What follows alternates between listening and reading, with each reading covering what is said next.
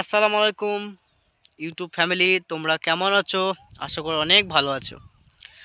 তো নামাজ পড়ার পরে আমি ঘুমের ভুঁয়ে চলে এসেছি ঘুমে সার দিতে।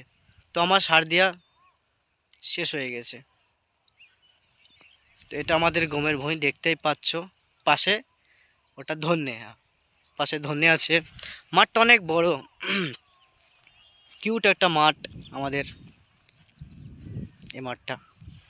দেখতে পাচ্ছ আমার সার দেওয়া শেষ। আমি এখন বাড়ির দিকে রওনা দেব। রওনা দিতে সামনে আমার একটা ছোট্ট না, অনেকটাই বড় নালা আছে, যেটাকে বলে পুকুর। ঠিক আছে, কি সুন্দর একটা মাছরাঙা পাখি দেখতে পাচ্ছ সামনে। এই যে মাছ, ও উড়ে চলে গেল। তো যাই হোক, আগে একটা কিউট কিউট, এখানে আমরা